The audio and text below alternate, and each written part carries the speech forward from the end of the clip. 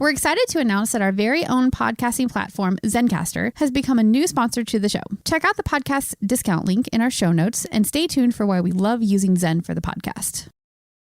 You're listening to the Archaeology Podcast Network. You're listening to the Archaeology Show. TAS goes behind the headlines to bring you the real stories about archaeology and the history around us. Welcome to the podcast.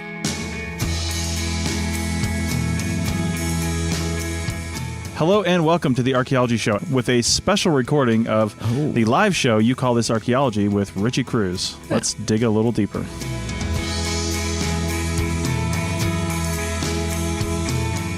Welcome everybody to the show. As I mentioned, this is a recording of You Call This Archaeology, the haphazard live show from the Archaeology Podcast Network. Hopefully. And hopefully in the wintertime, maybe we'll have a little more steady schedule. I don't know.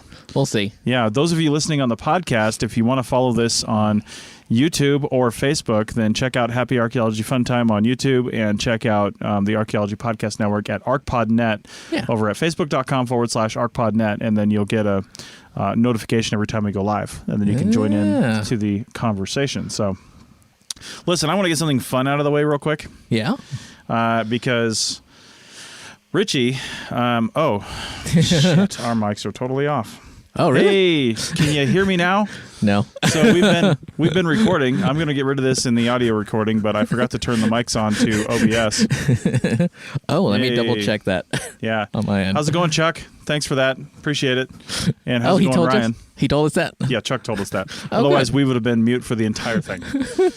Yeah. So this is why we don't do this for a living, actually. So anyway, I'm going to start the show with a tech-ish gadget, I guess. It's not really a tech gadget, but I think it kind of is. And this is something that, you know, my wife, she has some friends that have one of these, and I'm not really much of a user of these in particular, but I really do appreciate something that is reusable, something that is fun, because I've seen these online before, and I looked around until I found one that I really liked that I could consider, you know, something that was a little more techy. Yeah, you should probably hold it up to the camera. I will, but I wanted it to be Bluetooth enabled, but I couldn't find one. But Richie, every time we go to get coffee, whether you get a hot or iced coffee, you put a straw in your cup. Of course. Now, you know for a fact that straws are becoming less environmentally friendly every day. And some states are eliminating straws entirely. Yeah, like California. Well, this is a company called The Final Straw. Oh. And I put it in upside down last time, so I can't do the fun reveal. But I'm going to switch it because I'm an idiot and I put it in upside down. Yeah? But it's basically...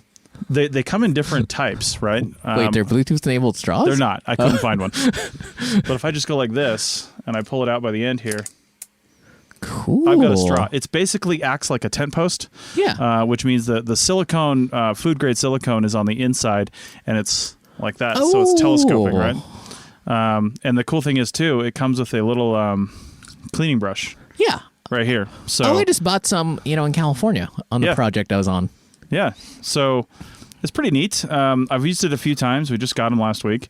Neat. And you only got the one? No, my wife got one too. Oh, good. Yeah, so hers is like rainbow colored with a light blue case. I went all black because I didn't want to see that it was dirty. No, that's not true. Anyway, so I went that route. I'm going to take my headphones off now, actually. Yeah. I don't really need them anymore. Why not? Hang on. Let's see. So... Anyway, hopefully Chuck will let us know if we go mute again. Since I'm not listening. But anyway, I thought that was pretty cool. I just put this in my backpack because I always have my backpack with me. I don't really carry it around in my pocket because I don't use straws that much anyway. But like my wife and I are going to get some dinner tonight, and I'll probably have a soda or water or something like that. Yeah. And I'll be like, no thanks, keep the straw. Because to be honest, I do like a straw in a restaurant situation because... sometimes I just get no ice in my drink, whether it's water or soda, partly because they never fill them fast enough, but also and they fill the whole thing up with ice. Yeah. But also, if they do put a little ice in it, I don't really like it when it like touches my mouth. Yeah. I like a straw to go through it, right? Yeah. Kind of break it up. So rather than using straws and throwing them away, may as well get that. And they said the cleaning is super easy. If you're drinking like sugary drinks like soda and stuff like that, I mean, I drink like diet soda, but they're still, not good for the straw. Oh, I switched to fizzy water personally. Oh, well, if you're drinking anything that's not water, typically all you have to do at the end of the meal is either run into the bathroom, rinse it out, or just suck some water through it and then throw it back in the case. And then every week or so, run the brush through the inside, and clean it up nice. Oh, so it's just like the Camelback sort of. Basically, you don't have to clean those every day. Yeah. But typically with Camelbacks, we only run water through them anyway. Yeah.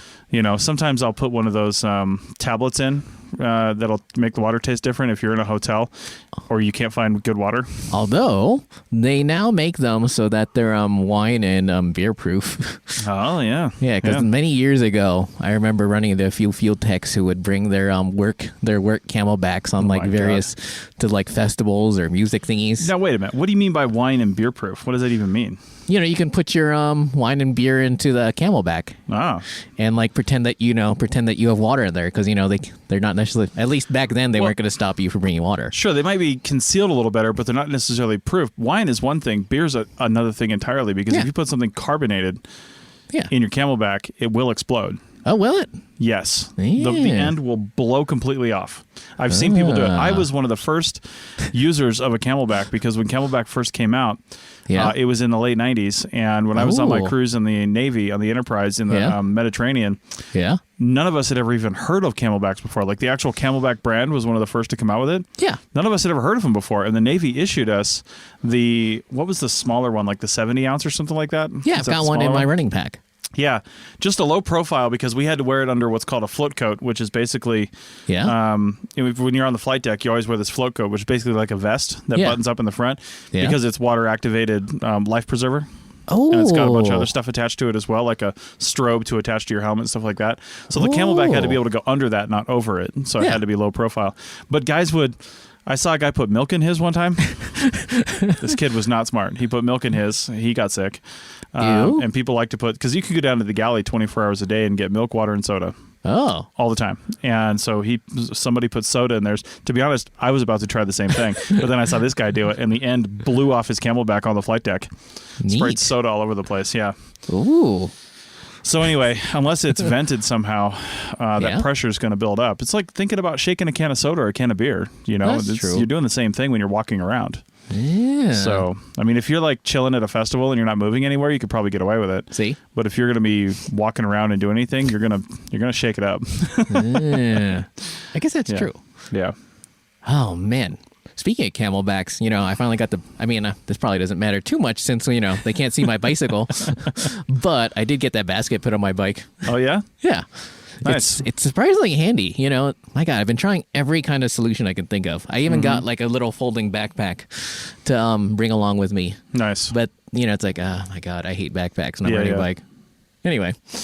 Well, that's cool because one of the things I've been thinking about, which isn't very good for archaeology, but I've been really, really, really, and I've talked about this before on various shows, but I've been really trying to reduce what I own. Yeah. I was thinking about this the other day. My wife had on last night some British design show. I was doing some work. I was posting a podcast, I think, actually. Yeah. Actually, I was posting an episode of her podcast, Historical Yarns. Episode 5 came out today. It was about was it Andean yarn or something, some super fine wool? Well, this whole season's about lace. Oh. So it's different lace knitting techniques from around the world. But it was something that started with an O? I have no idea. Oh, yeah, you're right. Or it's from Russia. Wow, I don't even remember it. I just did it last night. Anyway, Orenburg. Yeah. I think it was Orenburg. Anyway, that's Russian lace knitting. Anyway, if you want to know more about it, arcpodnet.com/historical yarns. And there's a pattern that she designed that goes along with it that you can download from her Ravelry site. It's linked in the show notes. Neat. Yeah, so you can knit right along because they use the first half of the episode to talk about the history. So if you're only interested in the history, you can listen to the first 12 to 15 minutes, sometimes 20. And then there's a break. And then the last half is talking about another stage of the pattern and some issues of the pattern. So if you're not interested in that, you can just skip right by it, But if you are, then listen. Anyway, point is, I've been trying to reduce, and she had this design show on, and I took a look. I watched the first part of one of the episodes when I didn't have my headphones in yet. Yeah. And basically, now this was over in England, but these were model homes. I don't say model; they were tract homes kind of thing. They were. Oh, that's right. They were model homes, but they were they'd thrown the furniture inside, but it was all stacked up in the different rooms. So whoever designed the homes said, we're going to put the furniture in there, and then when you buy the house, you get all the furniture and everything that goes with it. Oh. But I think it's because it was a model home. Like, I don't think they were really designed, like they were selling the rest of the houses based on these. Yeah. Because I don't think every house came with furniture. But it just got me thinking, like, man, I would love if we lived in a world where when I bought a house, I got all new furniture to go with it. You know what I mean? Like, it would be like we lived in a world where it was up to the like right now. If you buy a house, if I go buy a used house, not a brand new house. Yeah, but didn't you already do that? I did. So let's use me as the example then. Yeah. So I bought a townhouse 10 months ago, and before we moved in, before we bought it, we had an inspection done.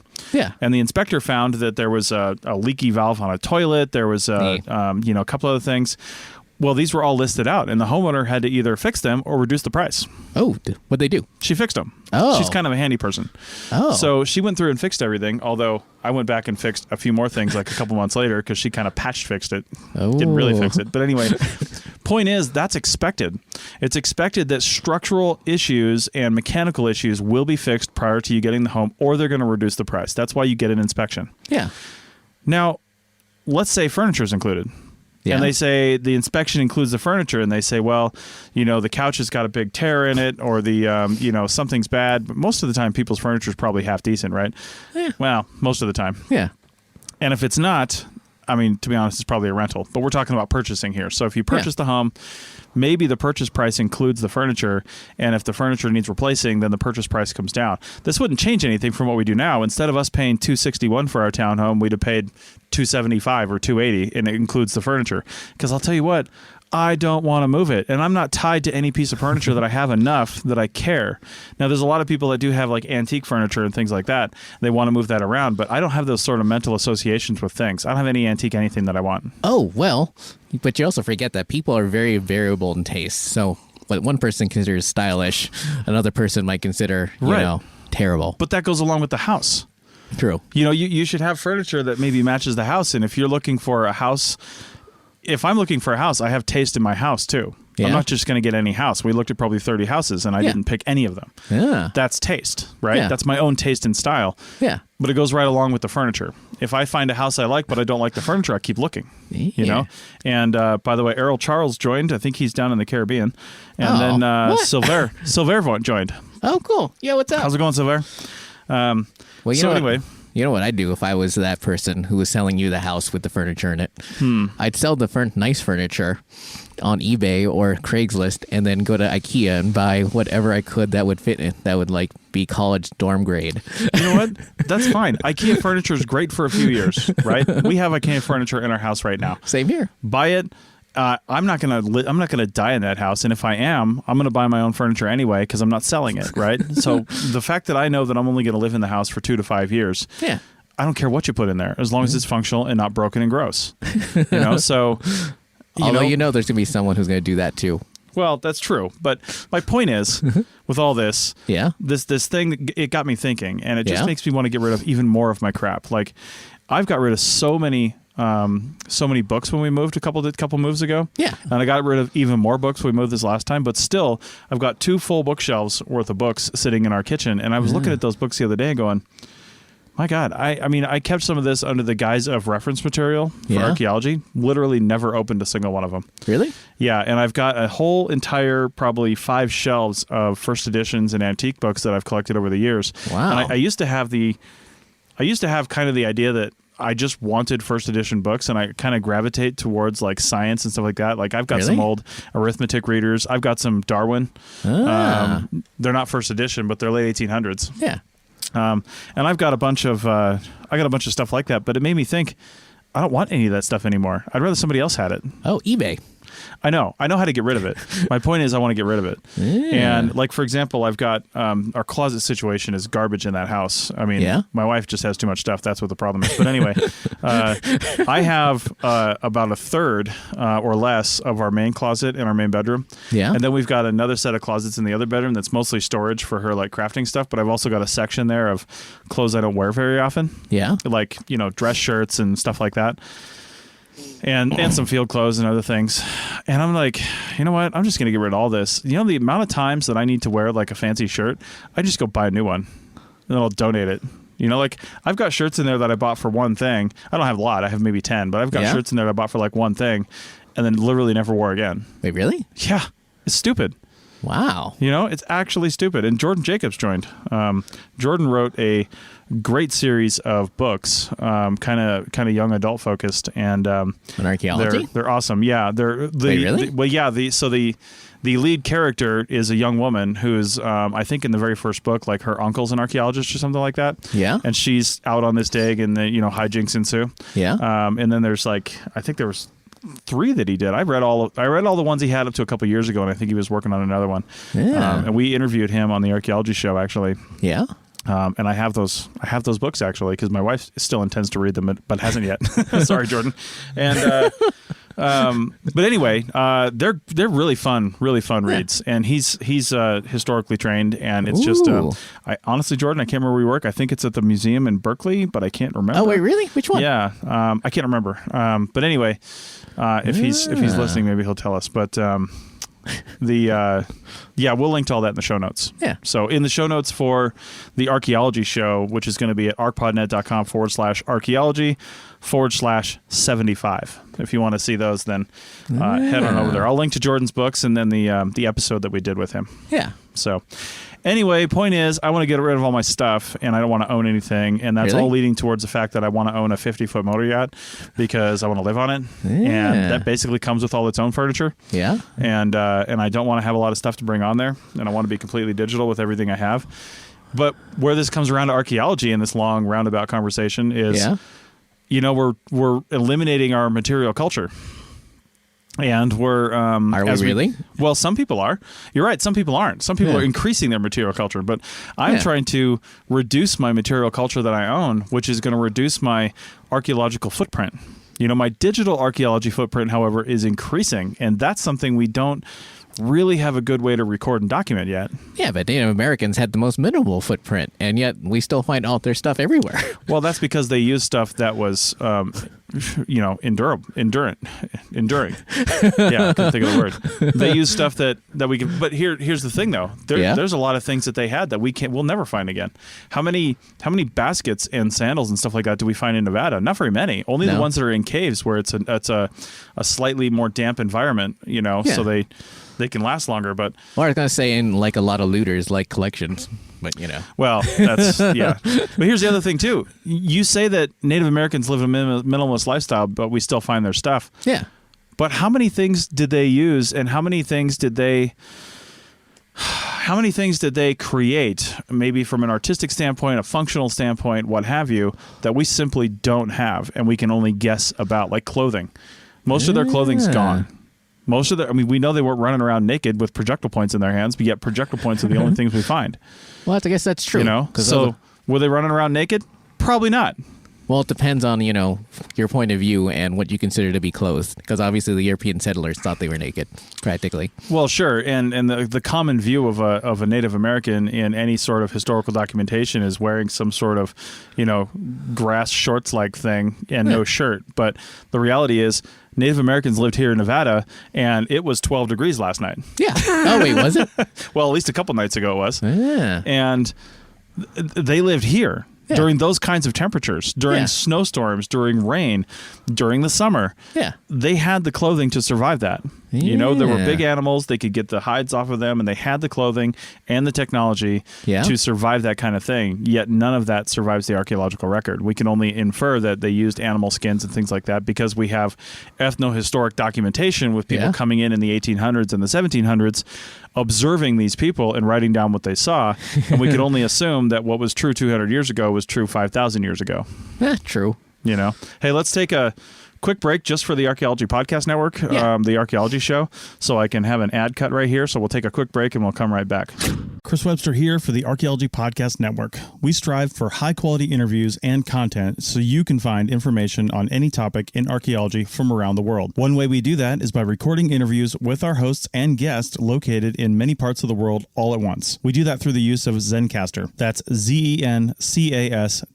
Zencastr allows us to record high-quality audio with no stress on the the guest. Just send them a link to click on, and that's it. Zencastr does the rest. They even do automatic transcriptions. Check out the link in the show notes for 30% off your first 3 months, or go to zencastr.com and use the code TAS.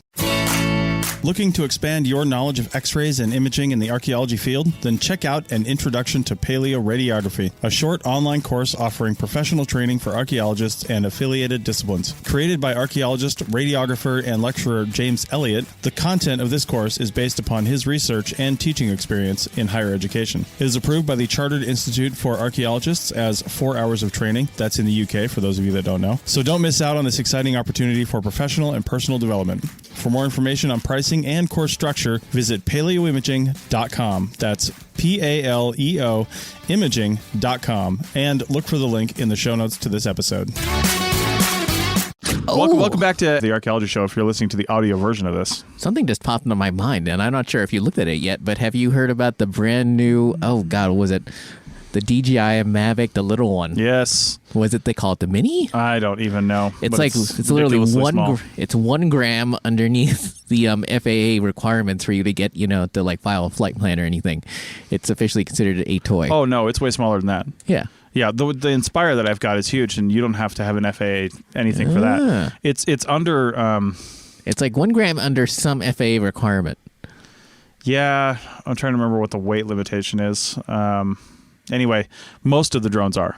It's not 1 gram under. It's way more than 1 gram under. I don't know where you heard that, but it might be under where you have to register it with the FAA. Yes. Yeah. Okay. Yeah. Because that brings it back into the hobbyist category. Yeah. But that doesn't matter. If you are flying your drone for commercial purposes and you have a Part 107 license, you have to register that with the FAA. I don't care if it's the size of a thumbnail. Oh, really? Yes.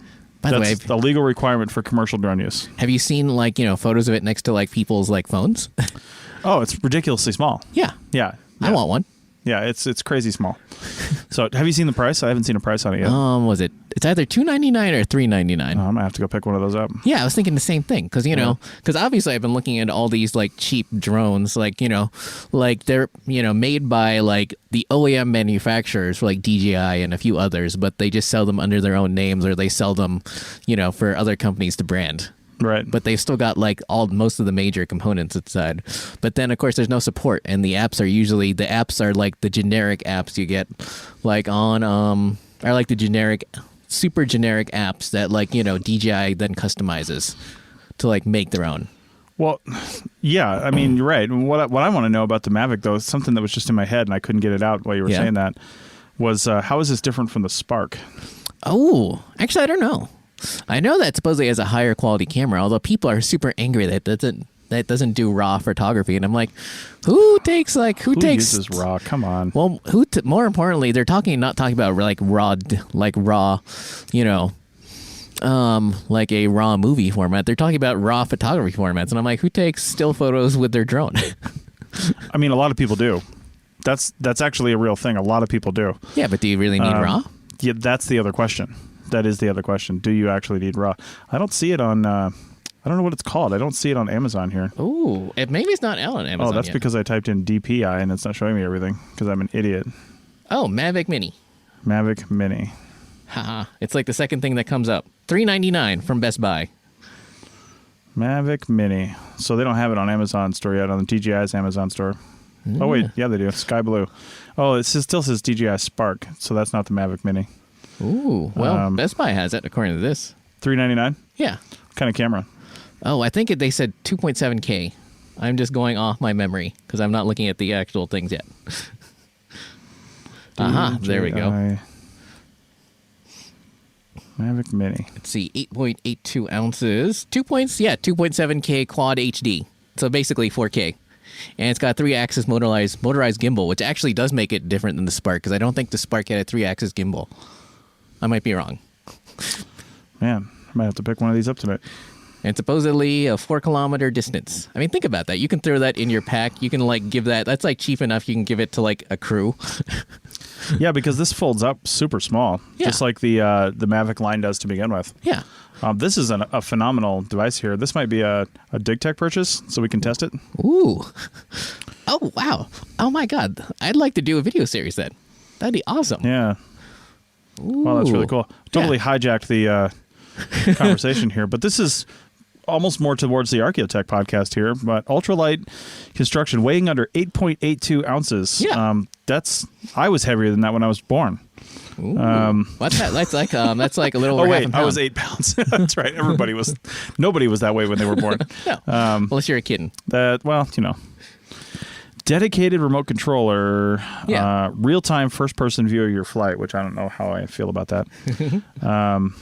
And unlike the Spark, it's still got the downward facing camera, so it still knows where it is. I wonder if they have this at our Best Buy here. Oh, well, I don't know. It says pre-order.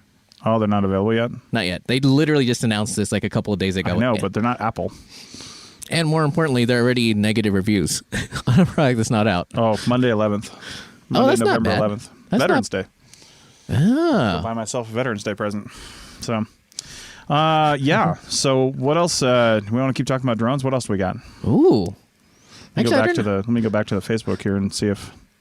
I mean, I'm still thinking about doing a video series on that. Like, I'm still people might be thinking that I'm, like Chris thought I discontinued, like I'm not shooting any video, but I am, and I'm also editing it. It's just, I got all these ideas and I want to get them all out.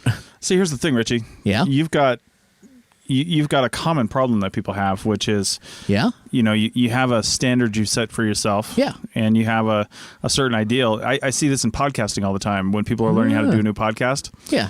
They just spend too much time prepping and they don't just get it out. Oh, well, the thing is, I've been recording. I just haven't had the taken time to edit yet. I understand. Yeah. But you need to change something about your workflows or record shorter videos so you can look at more content. But you need to get them out. That's my point. I know. Something is broken in the system where you're not getting them out. Here's an example. I joined, I'm part of a group on Facebook called the Podcasters Support Group or Podcasters Editor Club or something like that. Because support group makes it sound like, AA. I think there is one called that. Anyway, I'm part of this club, and it's run by the guy who, maybe it's a Podcasters Lounge. That's what he calls it. And it was the guy, Chris Curran, that I took the podcast engineering course from a few years ago. And he started a thing because he'd seen this before from somebody else, but it's basically a challenge to release. There's 5 Fridays in November because of the way the month is structured, because we started on a Friday. Yeah. And he said, everybody who joins this challenge, and we had to join by yesterday to say we were going to do it, will produce a video about their podcasting services that they do every Friday in November. And it can be a lot of editing or minimal editing. It can be 30 seconds or 30 minutes. It doesn't honestly matter, whatever you have the time for. But you're committing to release a video for something every day. So I released one that I did. No, every Friday, sorry. Oh. So I released one. If you want to see it, it's over at propodcastnow.com, and it's at the top of the page because I needed an intro video. I need a video that says, here's what this page is all about. Here's what my workshop is about. Yeah. Go check this out. It's a little over a minute long, and it's... oh, there it is. Yeah, and it's right at the top of the page. That was my video I released today. I recorded that, I think, yesterday morning in my office. So, and I did it with my DJI Osmo Mobile sitting on a 3D printed stand that I had with my iPhone 10, recording into my Shure SM58 sitting behind me, recording. But I'm looking at a new system. I've got an attachment for that DJI Osmo Mobile for my Zoom H6, and I think I might be able to get the shotgun mic attachment for my H6 and plop it onto the side there, and then plug that into my phone. Either record separate audio onto the H6, or replace the audio on my phone as I'm recording the video. I'm not really sure. Well, I mean, Rode has like a little, has this. Well, I'm trying to think of something I wouldn't have to buy because I already have it. You know what I mean? Yeah. It's all about reducing. I don't want more stuff. I just want to see if what I have will work, or if I can just get the shotgun attachment for mine. If I'm going to pay $100 for one anyway, or whatever it costs, I may as well get it for something I already have, because that also records. Yeah. The Rode mic I get, I'd have to plug into something else anyway.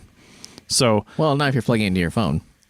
Well, no, but if I'm able to plug the H6 into my phone, I can plug the H6 into anything I want. Yeah. And if I had the shotgun mic attachment for it, which I'm not even sure if that's the right mic I need, but if I had the shotgun mic attachment for it, I'd be able to use that for other applications. Yeah. Yeah. So, see, that's the kind of thinking I'm talking about.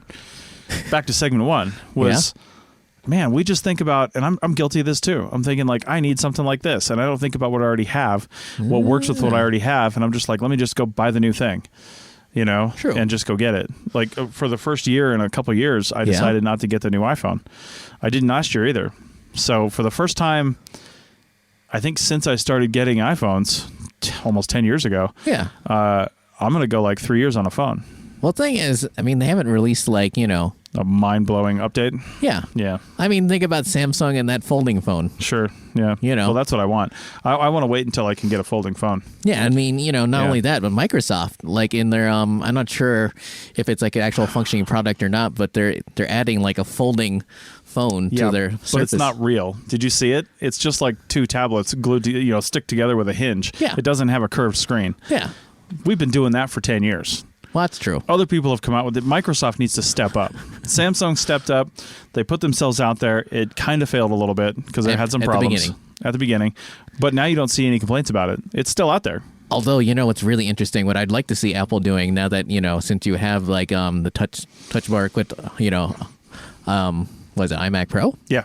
Well, right Asus has like, made it like about that big. I mean, obviously you can't see that on the podcast, but basically they released like their dual screen, their dual screen laptop where basically they made a giant touch bar on the top and it's actually like a responsive screen. So you can basically have a dual screen laptop without actually needing to haul around two screens. Well, thinking back to thinking forward to the future archaeological record that we're creating right now. Yeah.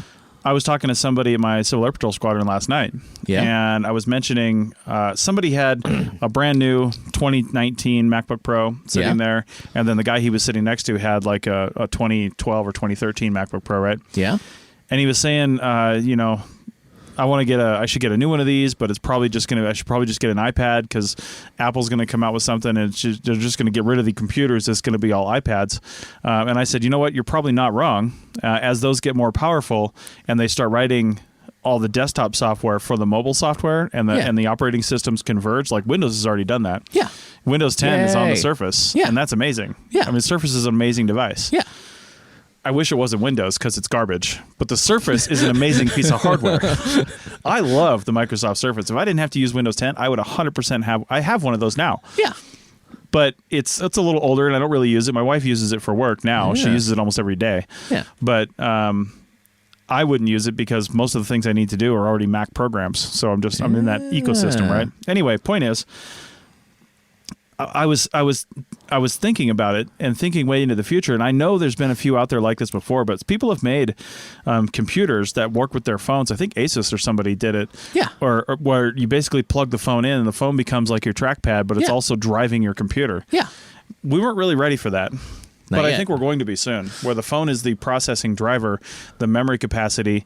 And if you are the type of person that can do everything on your phone with your fingers or a stylus, then great. Yeah. And because this one guy that was there, he's 85 years old, very tech savvy for an 85-year-old man. Yeah. But he was like, that's too small of a screen for me. I mean, the fact is your eyes just get worse. Your fingers get less, dexterous as you get older. But you can always make the text bigger. His mind is still there, right? So he can understand all this stuff and still use it, but he's like, it's too small for me to really manipulate. He uses his iPhone just fine, but doing 100% of your work on there is a challenge. Now I was like, listen, right now, you can AirPlay your iPhone screen to a bigger screen.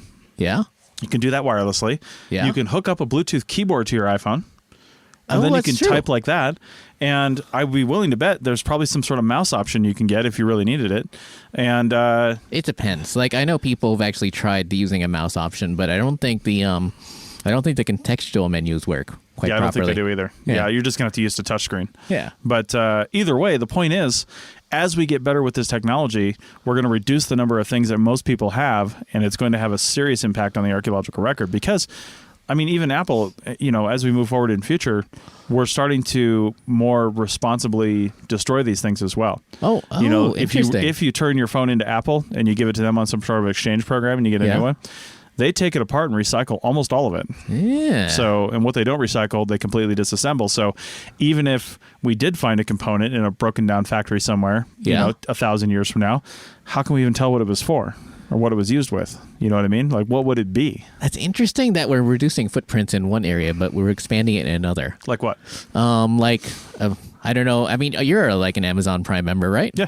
Yeah. Well, apparently Amazon is now trying to induce people to use its grocery service by including it in their Prime membership, so that you get free delivery.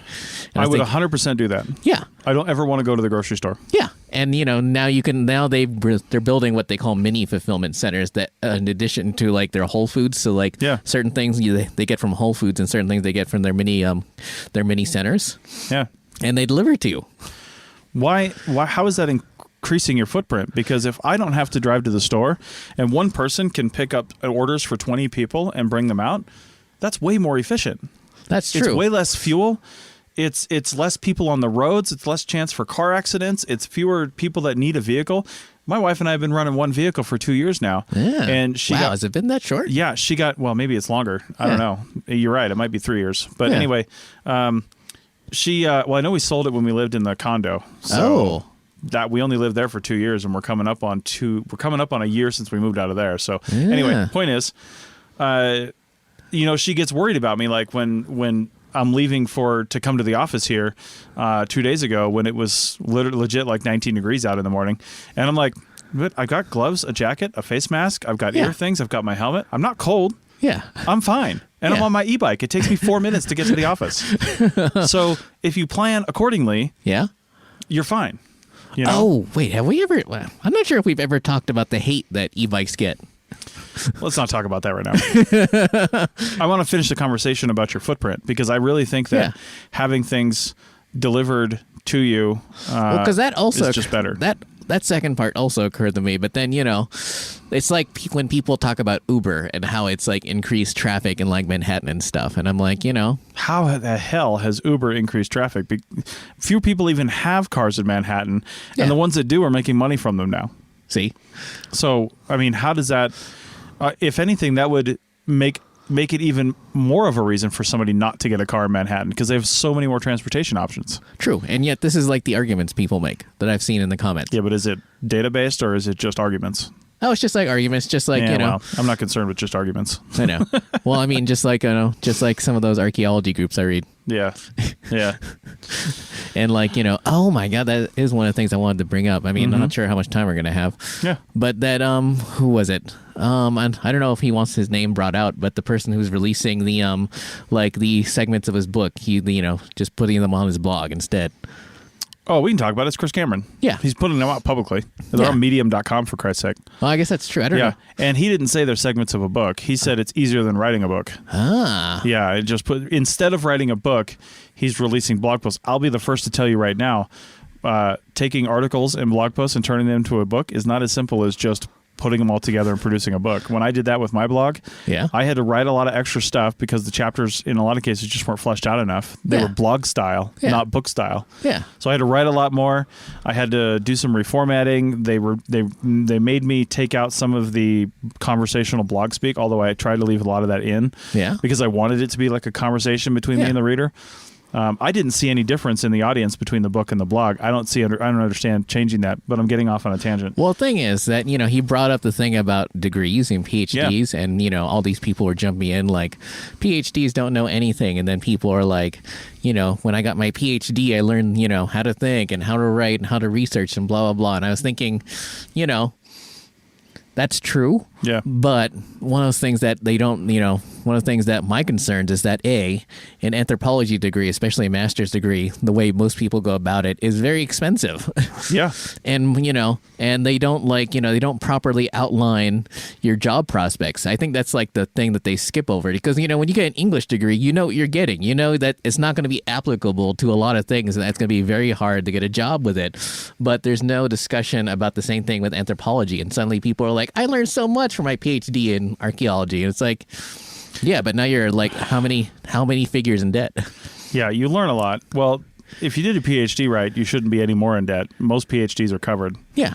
As long as they're in-house full-term PhDs. But then you're taking yourself out of the workforce for 5 to 10 years. See? While you figure that out, right? And then once you get through the school portion of it, you probably do have to get a job while you're in dissertation writing mode, unless you get like a dissertation grant that allows you to focus on that.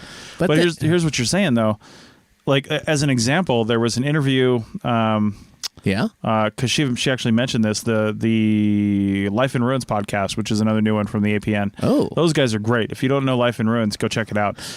Wait, is it the 3 dudes? Yeah, it's the 3 guys. Oh, I listened to some of their commercials. They're very good. Yeah, entertaining. yeah, it's a good show. So, but they interviewed somebody who actually just got their PhD, and she said, they're like, so what are you doing now? And she's like, well, I'm still working at the job I had when I got my PhD, because there's like literally no prospects. Yeah. You know, and it's like we have this disconnect between doing something that's academically cool, but then also having a job afterwards that you can continue doing that with. And unless you write your own ticket somehow and make up your own thing and become an entrepreneur, which we're also not taught how to do. That's true, too.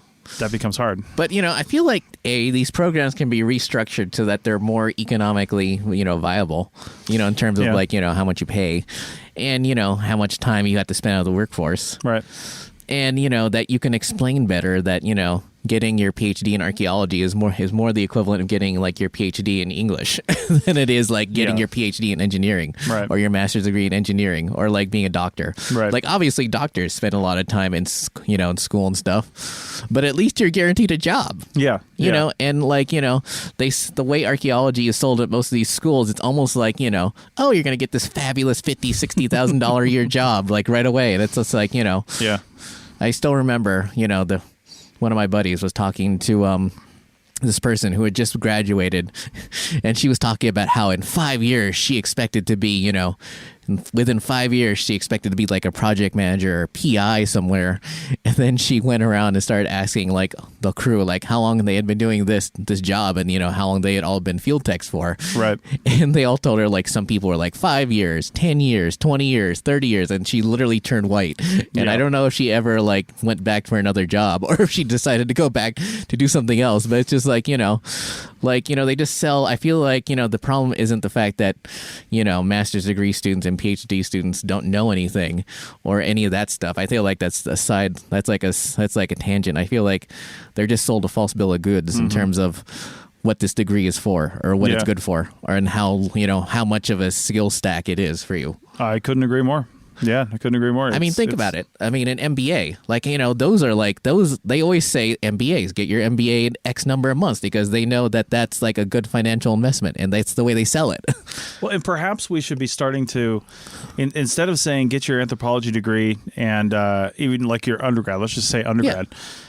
Instead of just getting your undergrad and getting like a minor in geology, which everybody says get a minor in geology, get a minor in GIS if it's offered, get a minor in, linguistics or something like that. Get a minor in economics. Oh, yeah. Because chances are, when you get halfway through that economics degree, you're going to realize that you probably should transfer out of your anthropology degree because it's not economically viable. No. But that's I don't want to say that because anthropology and archaeology can be a great fulfilling field if you understand its limitations. Yeah.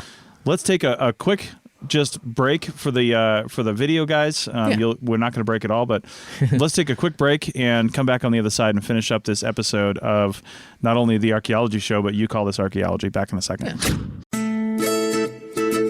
You may have heard my pitch for membership. It's a great idea and really helps out. However, you can also support us by picking up a fun t-shirt, sticker, or something from a large selection of items from our TeePublic store. Head over to arcpodnet.com/shop for a link. That's arcpodnet.com/shop to pick up some fun swag and support the show.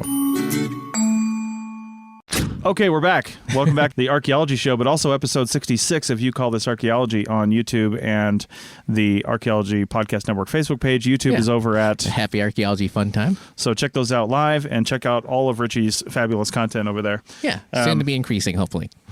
Always increasing. I know. Always increasing. Well, it's like I said, I wanted to have enough in the hopper so that I wouldn't be like pressured. Exactly. So let's go back to that conversation. So, I think we're just not taught enough about business. We're not taught enough about, and you don't have to learn about business in order to start your own business, right? That's not the end goal.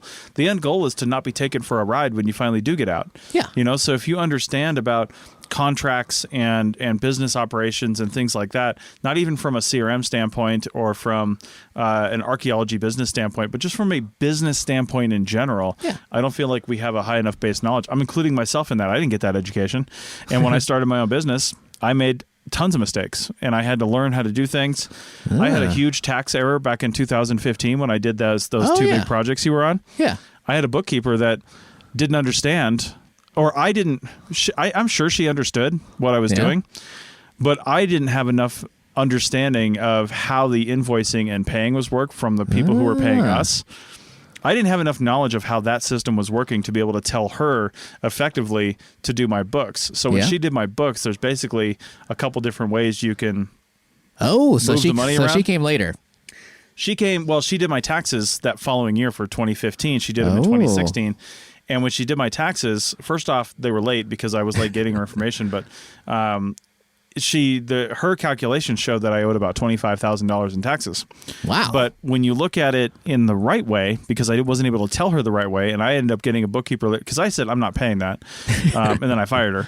And then, so I was behind on my taxes for a couple of years, but I got extensions from the IRS, so it wasn't that big a deal. But I ended up getting it figured out, and that tax burden was actually reduced down to $10,000 when it was figured out. And that's okay if you get $500,000 of income and you pay that out to people. I mean, most of that went out to salaries and per diem. Yeah. You're going to have to pay taxes on that. So, it's a different way of calculating the numbers. It's not like a shady way. It's just it wasn't done right to begin with. Yeah. It has to do with the difference between, and this is the kind of thing you would learn in probably economics or something, but it has to do with, like, if I win a $500,000 project today. Yeah. Today is November 1st as we're recording this. Ooh. But let's say I start working on the project tomorrow. Yeah. It's a difference in, am I invoicing for the entire project right now? Or am I actually getting the money for the whole project right now? If I only get $50,000 from that project in the next 2 months, then that's what I'm being taxed on if I do it in one way. If I do it in another way, and some businesses do operate this other way, they'll want to be taxed on the entire $500,000 right now. Oh. And some businesses actually operate that way, and they operate better that way. Typically bigger ones with a lot more money.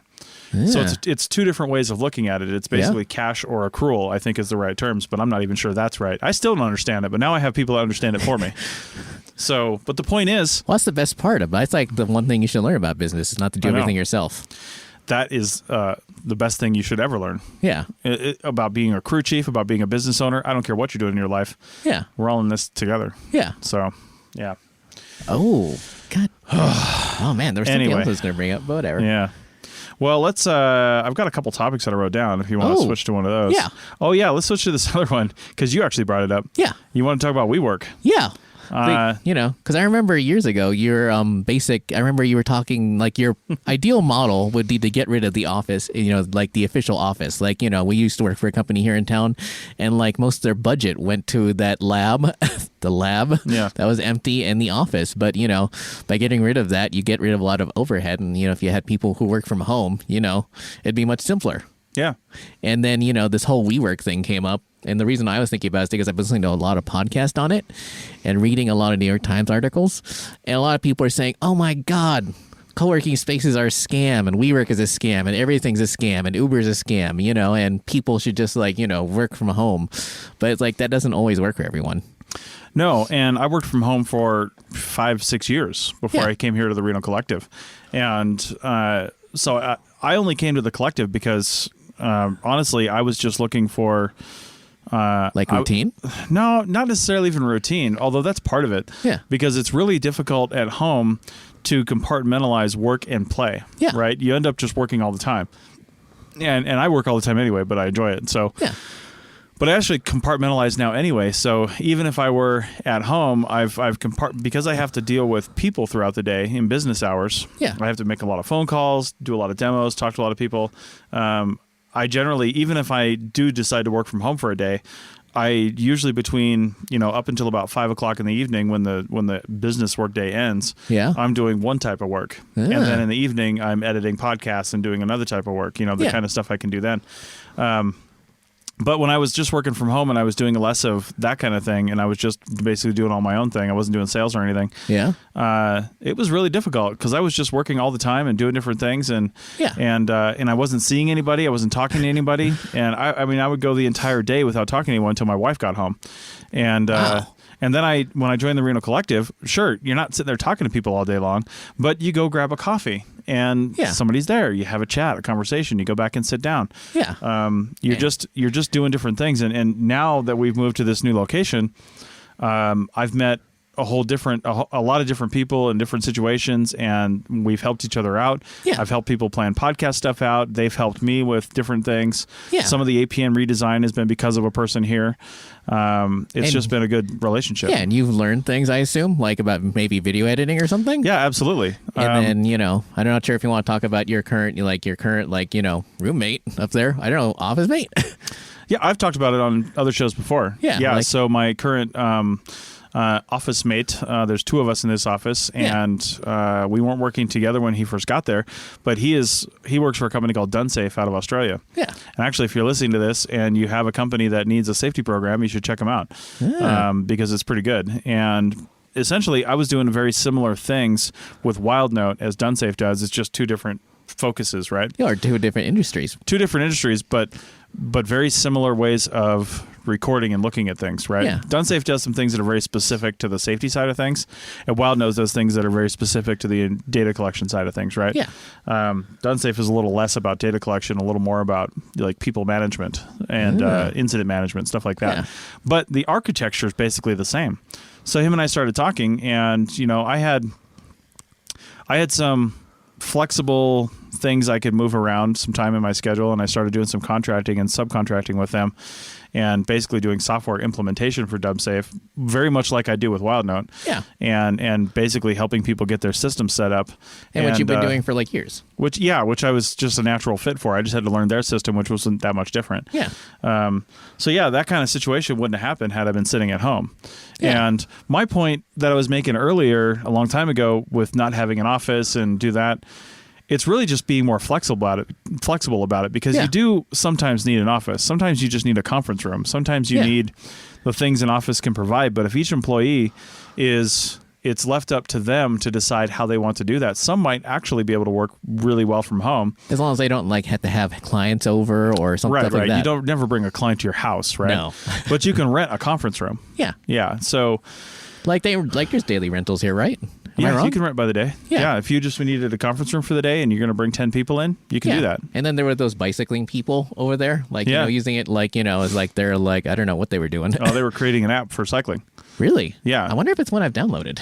I doubt it because it actually works with an electrical system that hooks onto a trainer for your bike. Yeah. So, and it's a very specific kind of trainer, one that like moves your bike up and down and changes everything. It's like creating a Peloton out of your bicycle.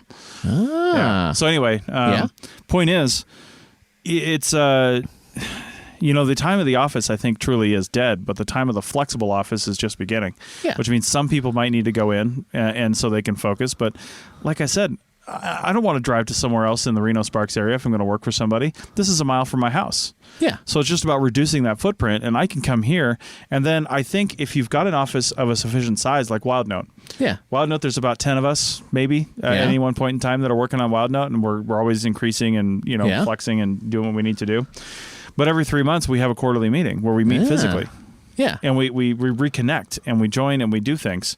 Yeah. And same thing with Dunsafe. Dunsafe has, I think, something like 6 North American employees, 3 are in Canada and 3 are down here in the States. Yeah.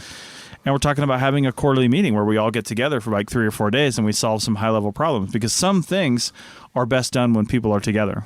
That's true. It's not that they can't be done when you're not together, but they get done more quickly when I can just say, hey, Richie, can you take a look at this versus me sending you a text, you getting to it 10 minutes later, then me getting to your response 20 minutes later. Yeah. It's just the pace is slower. Or going like the technical issues of Zoom or whatever. Yeah. And so if you're going to do this from an office standpoint, especially like an archaeology office standpoint, one of the critical things to making the face-to-face times more productive is having an agenda. Yeah. Saving those things that can be saved for the time when you're together where the togetherness will help solve the problem. Yeah. You don't want to get together and work on site forms.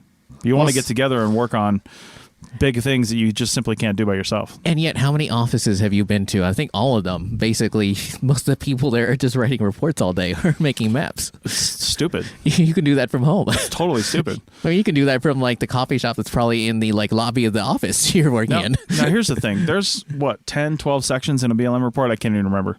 In Nevada BLM report. I don't remember however many. Let's just say there's 10. Yeah. One of those sections is called analysis. Yeah.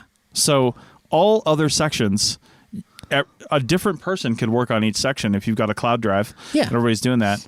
You bring all that stuff together, and then you have your biweekly meeting or something like that, or monthly meeting, where you come down, you sit around a rented conference table, or you sit in a Starbucks, and you talk about the analysis section. I feel like one person shouldn't do the analysis section. And one person often does do it, and it's always the project manager, because that's just how we think in archaeology. But I think if we all pool our archaeological knowledge together and we come together and we do the analysis, somebody starts by giving a brief presentation about the project for the people that aren't in the room. And they say, hey, this is what we found. We found 35 prehistoric sites, 20 historic sites. Our preliminary dating shows that, these are from here, these are from here. These are the kinds of things we found. Our research questions were about transportation and ranching and mining and prehistoric settlement patterns and things like that. Did we achieve those goals? Did we answer those questions? What do you guys think? Oh. And then write that down. One little tip, because I've got a buddy. Because I've got a buddy who works for the BLM, and they actually have an online template or outline for report writing, and he's always shocked at how many people look like they don't even bother to read it. Oh, I know. I know. And it's like online. He's like, dude, it's online. You just like fill out the boilerplate. And yet so many people don't. I mean, we talked about this last live stream. It's ridiculous. And the problem is a lot of companies, they'll download that to start maybe. Yeah. Or they'll download the guidelines. We're speaking specifically about Nevada. Yeah. Because each BLM district is different, to be honest, or BLM state. Yeah. Anyway, you download the guidelines and it tells you what the report structure is supposed to be. But you're right, they have a template. Yeah. But the problem with the template is really, I don't even want the template. I want the report structure from the guidelines, because the template is in Microsoft Word format and never updated. Oh, really? And then you have to stylize it for most companies will stylize it and put their own styles on based on their company colors and systems and logos and stuff like that. That's just how companies work. It's not just archaeology. It's everywhere. I know. So you're going to put your own brand on that. As long as you have the sections right, that's all that matters. Yeah. But most companies have their own templates, but here's the problem. They don't use cloud-based templates, or they don't enforce the cloud-based templates, because most companies have a server that you can pull the template down from, but then somebody's like, well, I did these alterations to it and I like this one better, and then you end up with one chapter looks different, and that's where the technical departments for companies came from. They have whole entire the company you and I worked for together last had a technical writing department that every report had to go through. So they had people paid basically to fix the stuff that you screwed up from Microsoft Word. And yet, how many reports didn't go through that technical department, especially from our office? I know. They were supposed to. Yeah, you're right. Because the backlog was too high. Oh, by the way, let me know when we're getting to the end of the show. We're getting to the end of the show. Oh, all right. Hang on. Yeah. Should I switch over? I'm going to switch over, too. So for the audio crowd. Because I was listening to something, and I think, I really want to talk about it. Yeah, for the audio crowd, we actually have a slide up that makes us smaller but gives our contact info. So if you want to see a different perspective on this from the audio perspective, then again, join us on Facebook or YouTube. So go ahead. Oh, well, I was listening to one of my favorite podcasts, the Jordan Harbinger show, specifically his Feedback Friday. Yeah. And about 20 minutes into today's show, and today is November 1st, 2019. So and you've already listened to it? Yeah. Man, you're one of those listeners. Nice. Yeah. Well, whatever. I mean, I have a lot of time. Yeah, well, I'm like in the forest, and I've got what am I going to do? I hear you. But more importantly, about 20 minutes into the show, someone writes in, and oh God, what is it?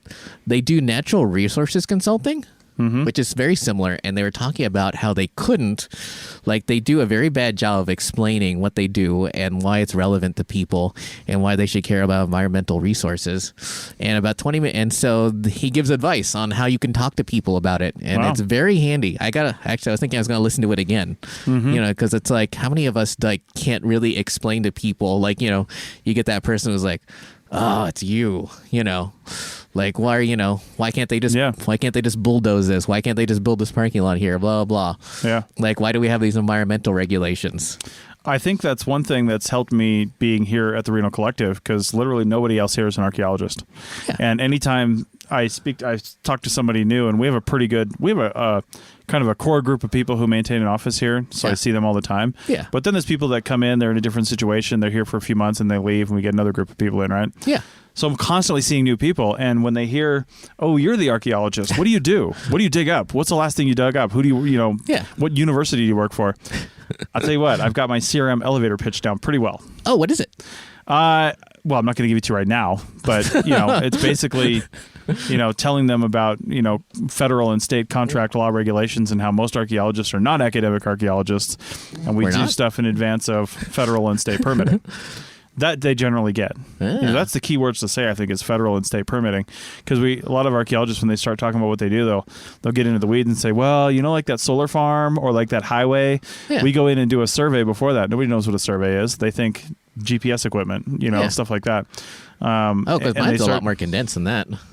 Yeah, well, what's yours? I tell them that basically I'm like the lawyer for the contractors, like the tree cutters or whatever, and that I'm making sure that they don't harm any archaeological resources, and that they're covered as far as permits and laws go. Yeah, I mean that's essentially right. Although be careful calling yourself a lawyer. I know. Oh my God! It's like he says on that show, he's not your lawyer. That's right. That's right. It was also a really good episode. Like if you're gonna listen to it eventually, because I know you're way behind. Mm-hmm. But today's episode, if you don't remember anything else about today's episode besides that, like the very first question, it's about a couple of parents who took out a student loan using their son's name and info and bought a boat. And they never bothered paying it back, and now they're trying to bully him into not suing or not filing a police report. Wow. Yeah, and Jordan was like very incensed and giving him advice about what he should do. And it was like, it's like, wow. The Jordan Harbinger show is a great show. Yeah, but it's like, my God, why would you buy? Oh my God. I mean, you bought a boat, but you didn't commit fraud. No, I didn't put it in somebody else's name either. So, although if I had a child, I'd probably put it in their name, because forget it. What the hell? No, I'm just kidding. All right, well, that's about all the time we have for the audio recording. I want to get this out. So if you're interested, if you're listening to the audio and you're interested in the video, facebook.com/archpodnet, like the page, you'll get notified, or YouTube at IP Archaeology Fun Time. Right, and you've got a website too. Yeah, same name, just like all one word. .com. Yes. Nice.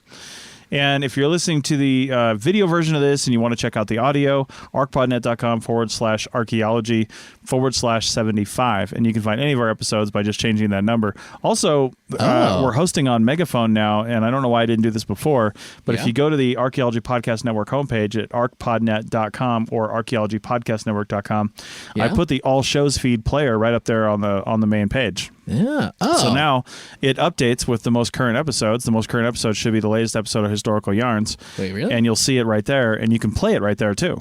So you can scroll through the last 100 or so episodes and play any of them you want, and they come out. It's the order as they come out in the All Shows feed. Oh, interesting. You made it into a hashtag. Now it's like, when it comes up on Google. Yeah. Actually, I think you did that. Yeah. Yeah. So anyway, that's all I've got. That's all we've got for this episode. Thanks for listening. Thanks for watching. Yeah. And I suppose we'll see you next time. Oh, wow. That's actually really cool, by the way. Just looking at the megaphone thing. Anyway, hang on. Let me stop the thing. All right. That's a good ending there, Richie. Good ending. Yeah. Well, I was busy being amazed. All right. Busy being amazed. I love it.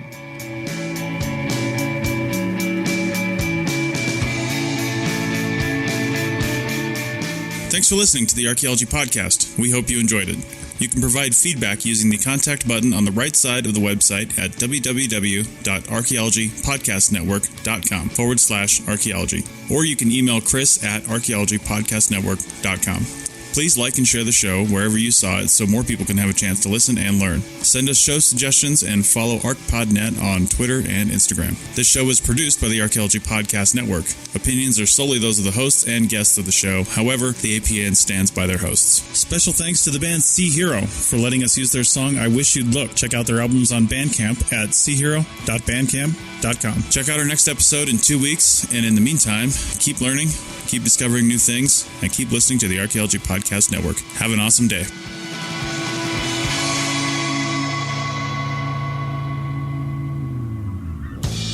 This show is produced and recorded by the Archaeology Podcast Network, Chris Webster and Tristan Boyle, in Reno, Nevada, at the Reno Collective. This has been a presentation of the Archaeology Podcast Network. Visit us on the web for show notes and other podcasts at www.archpodnet.com. Contact us at chris@archaeologypodcastnetwork.com. Thanks again for listening to this episode and for supporting the Archaeology Podcast Network. If you want these shows to keep going, consider becoming a member for just $7.99 US a month. That's cheaper than a venti quad eggnog latte. Go to archpodnet.com/members for more info.